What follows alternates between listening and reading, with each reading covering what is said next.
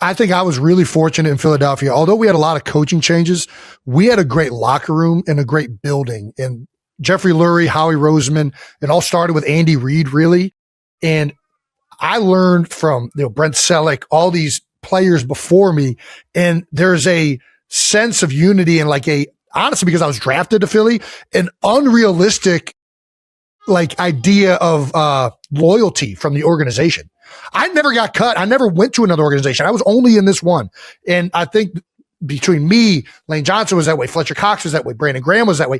Philadelphia, even through the changes, they did a great job of retaining pieces. Like Jeff Stoutland, I had 4 different head coaches. I only had 2 offensive line coaches. That's rare that offensive line coach stays through head coaches. It's rare that Deuce Staley stays. Mm-hmm. I think the organization does a great job of keeping pieces. So Philadelphia has always had this tight mindset and the locker room, and that has always been well established. And then when a coach comes in with some fresh ideas, a lot of energy, a moxie to him, and he's surrounded with other great coaches, and you already know how he's going to build.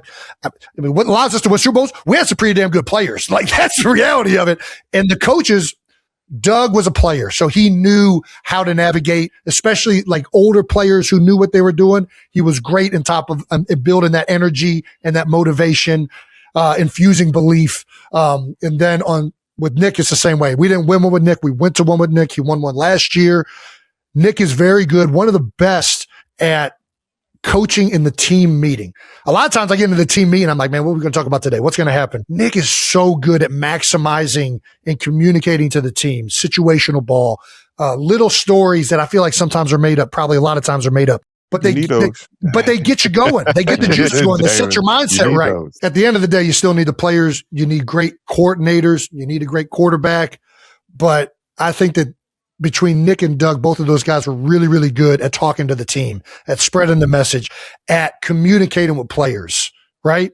Doug used to have the player council meeting, so all the leaders would go and talk to the head coach. I think you get a good pulse for the team. Because really, as a head coach, what I want to see is a guy that is I want to see a guy that he wants the best for me and the best for us, and he's maximizing everything he can to get the best out of me. Mm-hmm.